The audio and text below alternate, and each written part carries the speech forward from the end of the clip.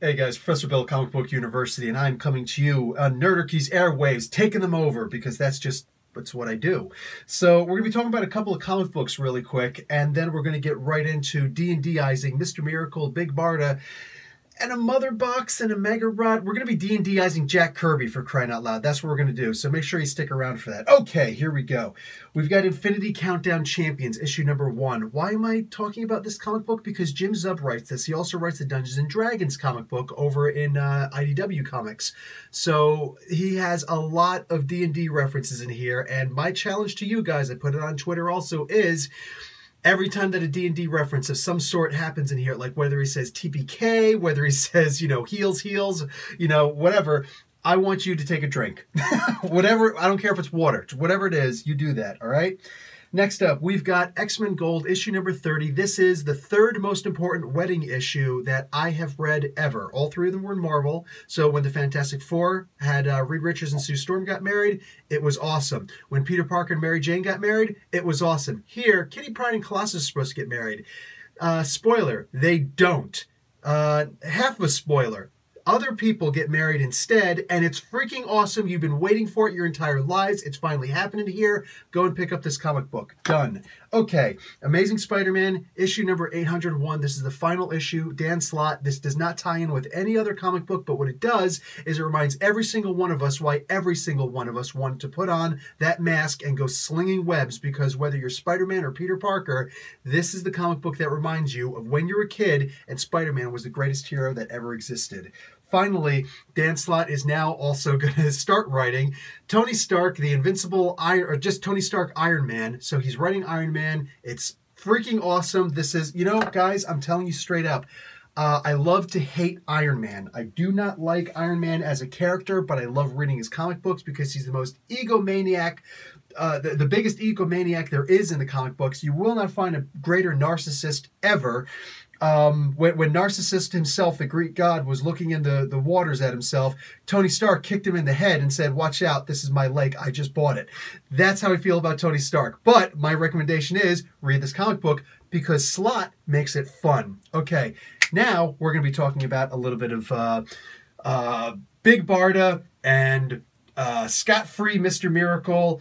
We're going to be talking about his mother box. We're going to be talking about the Mega Rod. We're going to get into some serious effed up, major, awesome Jack Kirby creation stuff. And it's gonna... Does anybody else hear that? Like, does anybody else hear that? It's freaking annoying. Whoa! Professor Bill? God? No, not quite. It's Nerditor Doug, but Doug, what's up? Talk about the new gods. Holy crap, did you just boom tube in here? I did indeed, yeah. Do you not know that's dangerous? Hey, it's Element X. I can't resist, man. Well, it was one heck of an entrance, dude. Welcome. You're more than welcome. Obviously, probably the biggest fan of Big Barda and scot-free, Mister Miracle and all that good stuff. So I'm really happy to have you here, dude. Yeah, thanks for having me. It's awesome to be here with you to work on some D&D stuff with my two favorite characters. They are your two favorite characters. We have established that in the games and everything. So shoot. It's canon. It's officially canonical. Okay, so you have actually already been working on all of this stuff before I even got to it. So what was your, spoilers, genius idea for what these characters should be, what the new gods themselves should be? Well, I took a lot of inspiration from you and your other D&Dizing videos, and instead of going to the Player's Handbook to D&Dize Mister Miracle and Big Barda, I went to Mordenkainen's Tome of Foes, which details a lot of the cosmic conflicts of the D&D multiverse, and I came across the Gith, who are a separated race, much like the people from Apocalypse and New Genesis, and one of them being more warlike, while the others being more peaceful and contemplative, and we kind of mashed them up with celestial stuff from the Monster Manual to come up with the base for these two characters from the fourth world, or the fifth world. I forget which one it is now. Currently, technically, it's the fifth world, but yeah, fourth world is perfectly fine. Jack Kirby's fourth world. So, yeah, this was actually a great idea. I was fumbling with it just a little tiny bit with it, thinking maybe they could be like, you know, the Fey folk. You got the Scythe, you know, and the Seelie, the Unseelie. But I'm like, that's just, I don't know if that's going to work. How am I going to make that work? And then you said the Gith is all of the Gith. I'm just like, dude, that is freaking perfect. And I don't have Mordenkainen, so nice one. Yeah. But you can't check it out on D&D Beyond because you're in my campaign now. Absolutely, absolutely. So yeah, you actually turned me on to D&D Beyond. It's pretty cool, right? It is actually really cool. Fantastic suggestion there also. So we started working on Mister Miracle, and you've got him as a celestial Githzerai. Tell me about it. Yeah. Originally, I went right to the monster manual, and one of the first entries is Angel, and they're celestial creatures. So I was like, oh, you know, they're gods, new gods, and all that, so they probably would have some of the qualities of them, which are perfect because they have, like, resistance to non-magical attacks, so just like conventional weapons don't really hurt them. They're immune to poison. They have healing touch. Often they can fly, which you can just reskin as arrow discs. But yeah, they got a lot of qualities of that, and if that right with the whole god-type new gods theme. Absolutely, absolutely. So yeah, I'm loving the idea. The new gods are the new gods because of their close proximity to the source wall. And Jack Kirby's original idea was to kill the Norse gods, and suddenly here's these new gods that show up. So they are immune to toxins, diseases, poisons for the most part, unless they're specialty poisons. So that actually works really well. Also, the difference between the Githzerai from their Gith cousins is that... Yeah, the Gith Yankee are the more warlike ones, and they both have like psionic powers and stuff, but they both, the Gith Yankee rule from limbo, while the Githzerai live in the astral plane, and they're more peaceful, but the Gith Yankees' psychic powers are more physical focused, so they get like the spells like jump and things like that enhance their physical attributes, which is perfect for Barda because she's all about the physicality, so she's definitely from the Gith Yankee stack. Absolutely. And this does play well also because Scott Free is the son of God, so to speak. He's the son of Highfather, and he and Orion were actually, Orion being the son of Darkseid, so who is supposed to be Satan in the comic books, that allegory there. So they traded sons as a peace treaty. So as long as those sons remained on those planets, they would, that's New Genesis and Apocalypse respectively, the war, there would be at a truce, there would be a ceasefire. So right. Eventually, what's his name? And you guys can go and check out the history of these guys. I already put up Mister Miracle and Big Barda. Explained in a minute. 10 things about. I also put up Granny Goodness. That's actually a really important character. Yeah, I just put that up Saturday. And I also just put up an interesting... There was a big question. I did a spotlight on story. People have said that Big Barda and Superman made an adult video together. And I completely debunked that and talk about the two issues in question. And yeah, I explained it a whole lot better. Just think about how famous they'd be in today's culture if that had happened. You know what I'm saying? Now. So yeah, I explained what really happened, and yeah, go and check that out on Comic Book University. Okay, so it's lazy. It's debaucherous.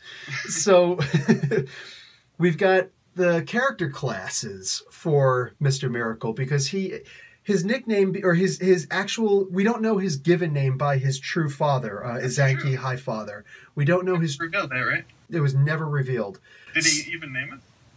It's suggested that maybe it did happen, but at the same time, Jack Kirby never gave that identifier. So Granny Goodness actually gave him the name of Scott Free because he would it was like a joke on it because he was always escaping from any kind of captivity she had for him. Now, Scott Free was actually in the Air Cadets, so he was very good with the arrow discs. He was great at flying. He was one of the first people of legend to have actually taken down more than one parademon when most cadets could never take down a parademon. They're amazing. They're basically demons.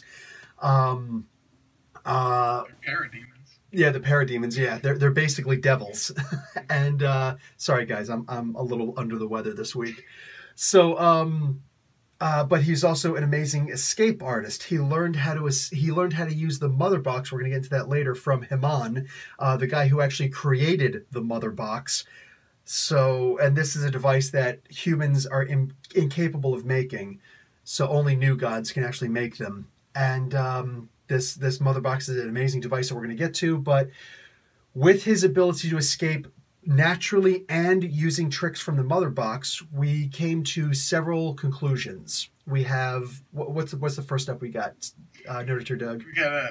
We got 5th level rogue with, I believe we took the arcane trickster subclass, which Yes. would give him like uncanny dodge, perfect expertise with thieves tools, and just a selection of spells that are perfect for him, because he can basically has an omni device that he can just do anything that he needs. So that would be great for scat free.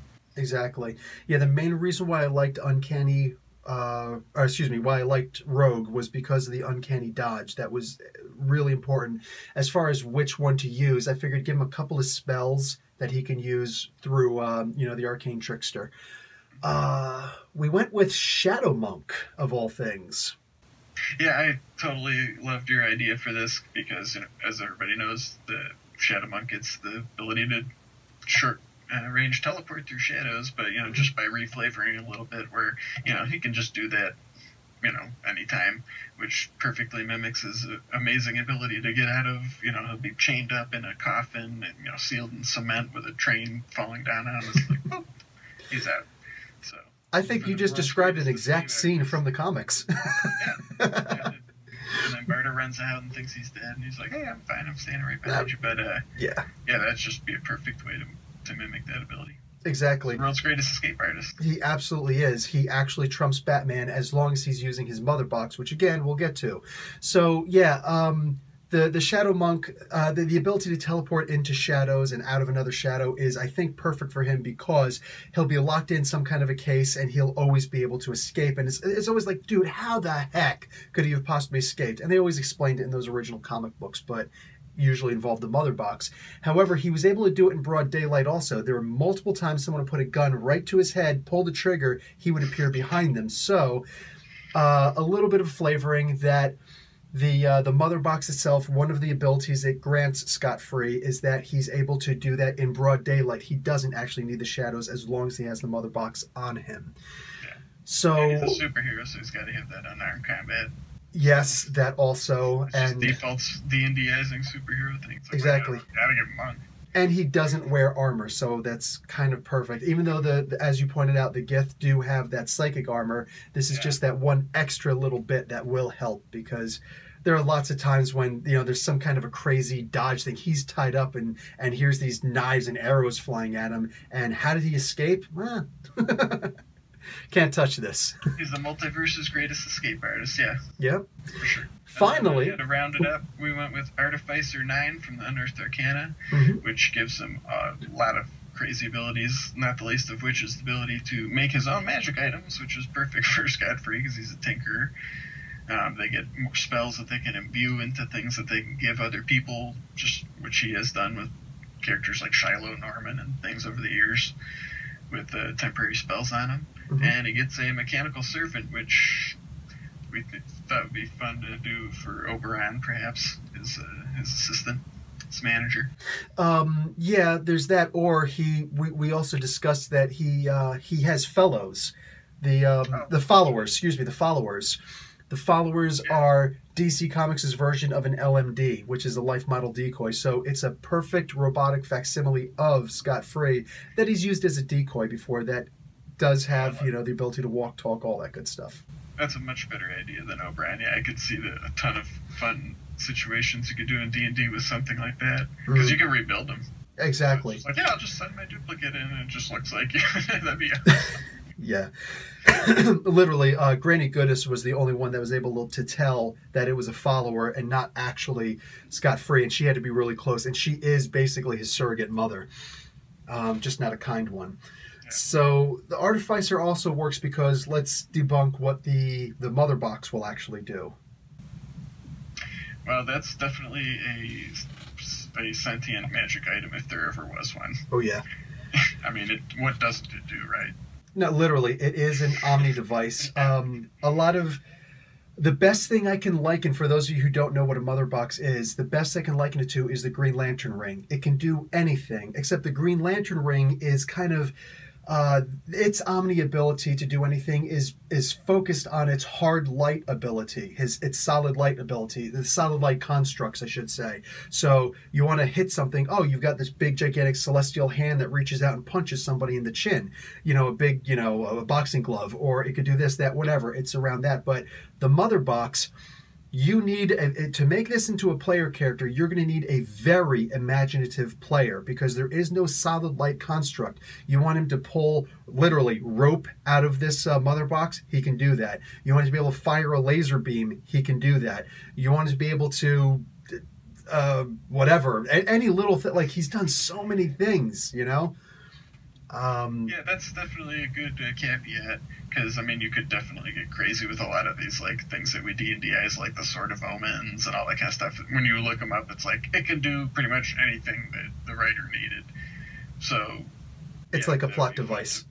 Yeah, but you know, to keep it, you know, scaled in for game terms, I think we nailed like the high points, like the iconic things that a mother box can do, not the least of which is a boom tube. So plane shift, it was totally something you could let you cast. Yes. You know, another good idea of using it with imagination, think of Batman's utility belt. Whatever he needs, it's in the belt. Don't worry. Yeah, believe me, the temptation was to be like, well, they could do this spell and this spell, like create matter. So you can do that. Rope trick is the spell and everything. But yeah, it can locate creatures, plane shift, obviously. Reverse gravity, which I was happy to see that it had mother box could affect gravity at all, because I always like those kind of powers. I'm like, oh, there's a spell, reverse gravity can do that. Absolutely. Telepathy, shatter, just sonic blasts. Can make people go blind. Calm emotions, which is one of my favorite spells, and mother box does regulate people's emotions. Absolutely. Enhance ability is an awesome spell to just pick any of your ability scores, and it's like, yeah, that one's boosted up right now. Knock to get out of those locks. Yeah, for the ones that he has. Holograms, shields, absorb elements, comprehend languages, detect evil and good, fog cloud, thunder wave, and at will guidance. So yeah, when at nothing else, they can still give him a boost on an ability check.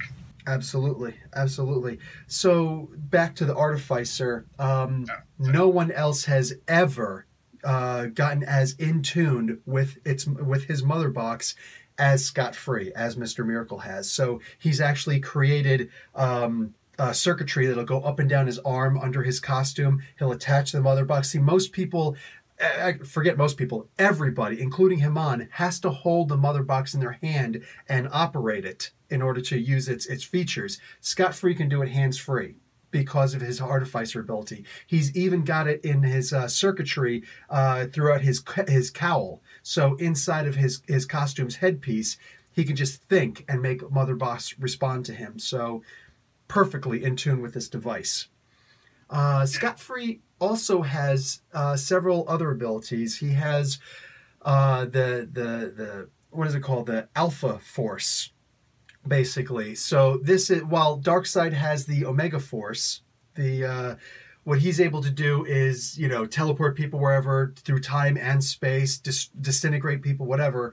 The Alpha Force is basically something that allows him to completely ignore whatever Darkseid is going to do. It also gives him the ability to increase all of his stats. So you could just say it's a +1 or maybe a +2, depending on how far along the character is with his abilities.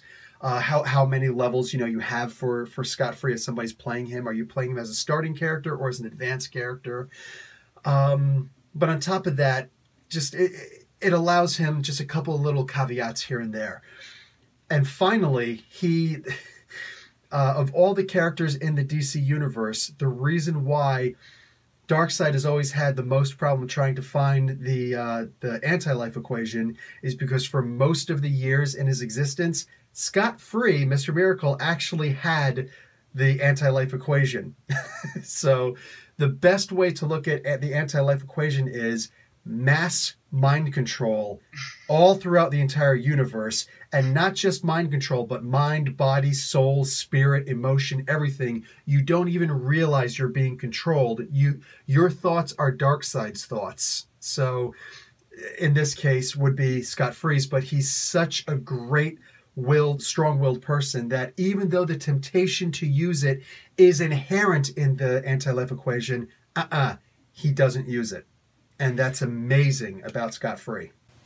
And that's a really creepy effect if you think about it too, that you could totally use in a D&D game where like people aren't mind controlled, they're just extensions of the person controlling them. So it's not like you're directing them to do something. It's like, no, if one of them moves their arm like they all do and stuff, it's like, hey, you don't even care what happens to the other people as long as somebody, does your bidding. You want to make a good horror campaign, that's using having the anti-life equation as a MacGuffin, because that's not even something that's physical, but only one person can use the entire anti-life equation at a time. It has been split up before into 6 different parts and hidden in the minds of 6 different individuals and had to be collected by the new gods. But for the most part, only one person can use it at a time. So there's your big bad for you. So, talking about big and bad, how about Barda, man? What a great segue that was. That was a smooth segue. Yeah, Big Barda, again, one of my favorite characters. I actually had more fun creating her because Barda's just refreshingly badass. I mean, it's like, there's nothing super duper tricky about her. She will just get up in your face. She will not go down, and she'll just beat down any foe that stands in her way. So, it's pretty fun to just cut loose with creating this character with you. Yeah, in fact, when Nerdarchy did the build the perfect tank model, all they had to do was think about Big Barda. Yeah, no doubt. So you have her as a celestial Githyanki. Go on.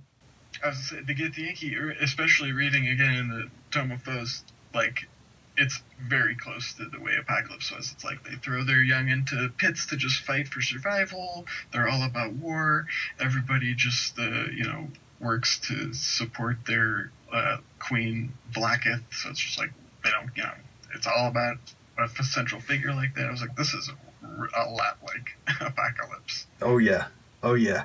So she did actually grow up in the slave pits. She was a genetic construct in a thing called the Gestatron. You know what? Again, 10 things about Big Barda explained in a minute on Comic Book University. So we decided on champion level 15. Why did we decide champion of all the... Most people don't go with champion, right? Why did we go with champion? That's my favorite subclass of fighter, to be honest, because it's just, there's no bones about it. It's like, they fight. And they just kick ass doing it. They're super athletic. They can get around the battlefield and jump and do athletics, and they get that bonus critical range. I think it was 18 to 20 at 15th level. Yes. So it's like she's going to get up in your face, hit you hard, and not go down. Because we discussed Battlemaster, but Barda's less about combat effectiveness is this maneuver, that maneuver. It's more about overwhelming numbers and just keep hitting until you get tired. Keep hitting until they get tired. So, also, we gave her another 5 levels in Paladin. Smite. Yes. Gotta be able to just lay that smack down. Smoke people's ruin on the mountainside. That's a great way to look at it. So, I want to get right into her Mega Rod. There is the lay on of hands, which she could use, absolutely, I guess, if she gets her hands on a Mother Box. But either way, I would use that through her Mega Rod. Yeah. The Mega Rod is a very interesting device. While, make no mistake, the Mother Box is a far superior weapon. It's more than just a weapon. The Mega Rod is exactly that. It is a weapon. It's like the difference between a deck of many things and a holy Avenger. That's a good way of looking at it. Yeah, and then it is a couple blasts of it have taken like Superman down to his knees. So it's literally. Yeah, you pointed out in your video the other day, actually. Yes. Oh, you did watch that? Okay. Yeah, I am. So I have a radar if the new guys get mentioned online. I'm just like, that's awesome. Pinging. Exactly. It's some kind of Mother Box pinging. So, the Mega Rod is probably one of the superior weapons in the DC universe. The worst part about it is it doesn't return to you if you lose it. Like, she's actually had it taken from her before. But the thing is that it's going to require, in my opinion, it's going to require a serious feat in order to be able to use it. And I don't know how I remember how they used it back in the day, back in like the second edition advanced Dungeons and Dragons stuff. You most likely had to be a rogue or a high-level wizard in order to use a magical device. This would be something very similar. It's attunement, like you would have, and then it might have restrictions on there, like only Get the Yankee can attune to it or something like that. That could actually work, yes. Only Gith could work it. Yeah. Because which actually is perfect, because if you model the base that we started with was the Silver Sword, famous thing that the Get the Yankee wield, which is a very special weapon to them that generally only they can wield. That has a bunch of extra powers and does psychic damage on top of whatever other slashing damage it does. We made it bludgeoning for the Mega Rad, and just for fun, we threw on a ability where if she hits a critical hit, it'll stun somebody, like the Monk's Stunning Fist. So they make a con save or be stunned till the end of their next turn. And that's just the base model Mega Rad, folks. Exactly. Yeah, good points on all. Plus, I think that one of the main things that we had to discuss with the Mega Rod is that it will hurt you. No matter what, it will hurt you. It can, like I said, 2 shots with Superman, and he knew, one more shot, I'm going to die. He knew that. So that is one heck of a weapon. So one of the reasons why we decided on Paladin was so that she could channel that smite. There's the psychic damage that the Gith can do. Any kind of damage type you want. If you want to hit somebody and do poison damage, it's yours. If you want to hit somebody and do lightning damage, thunder damage, whatever kind of damage you want, whatever kind of damage you need, whatever damage is going to hurt the other person, yes, you can do it, because Barda always hurts people. And the main thing to remember this, I know that Wonder Woman was D&Dized by the Nerdarchy gang. Make sure it's understood. Wonder Woman likely cannot beat Big Barda in a fight. These two would literally go toe-to-toe until the very end. And who's going to win? Literally, what day is it? Because that's the best way to determine. These two will go toe-to-toe. They are the perfect match for each other. So that's important to remember with Big Barda and her Mega Rod. Our D&D as Big Barda would whoop ass on that Wonder Woman, no doubt about it. Oh, yeah. We should actually play that out. Yeah, I mean, but we gave her a lot of stuff, though. I mean, she's got adamantine armor, so she can critically hit. I was actually going to forget that. Thank you for reminding me. Big Barda is, by herself, she's very strong. She's been shot with like bullets, and she'll forget that she was shot. People will be like, "You're bleeding." Oh, yeah, I forgot about those bullets. But with her armor on, quite literally, she is nigh invulnerable. She's taken a direct, like a point-blank shot from the Mega Rod to her chest, and she only fell unconscious for a couple of moments. So that literally puts her neck and neck with Wonder Woman. Actually, Wonder Woman, a lot of people don't realize this, she's not immune to piercing weapons. That's the reason why she uses her bracelet. So bludgeoning attacks, slashing attacks, all sorts of different, any magic, whatever, she can resist it. But there's a reason why she has those bullets of deflection, because arrows, bullets, things like that can pierce her body. So Big Barda does not have that problem. And especially with her armor on, literally, Superman's the only person I can think of who even comes close to being able to, resist more than her. So there's that. With that armor on, forget about it. And you made it adamantine? Yeah, that's so critical hits are just like normal hits against them, and it's like full plate. So she'd be tanking, no problem. Yeah, it's an armor of distinction. So even though she doesn't work for Apocalypse anymore, for Darkseid's armies anymore, those armies still have to stop and not fight her unless they have direct orders from Darkseid to fight her. So yeah, she was in charge of the female Furies. Just amazing, devastating person. And with the Mega Rad, just for fun, we got really crazy with it, but she can also plane shift with the boom tubes. she can also teleport because boom tubes can be used on the same plane, so we got to get that too. And just all the smites spells on top of Thunderous Smite, Wrathful Smite, Destructive Wave, which is again something she's done in the comics where it's just like slam the Mega Rad down, like everything around just gets blasted by a wave of destruction. It's perfect. Oh yeah, levitation, like she's flown with it. Yeah, just forget about it. So these two characters, to D&Dize them, depending on what level you're going to make them, these two characters together would be amazing. And just literally, it's like, you know, you hit them high, I hit them low. And either way, your foe is going to fall. Yeah. And if you wanted to follow their adventures the whole time, again, that's just go to that lore with the Git. It's perfect. I mean, there's two different, you know, they're both on different planes, wars. You could play a whole campaign like that, where even if you want to use these characters, just start them off at level 1 in the slave pits, and then fight their way up to taking on cosmic gods. That'd be awesome campaign for any group. Yeah, I kind of want to do that now, but it's late. I know. Anyway, all right. Nerditor Doug, I want to thank you so much for boom. You're going to boom tube out, aren't you? I am. Yeah, I actually hear the pinging.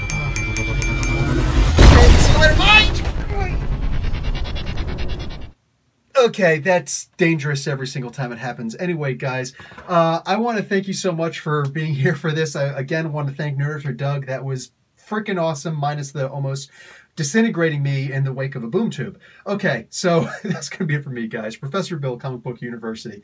Class dismissed.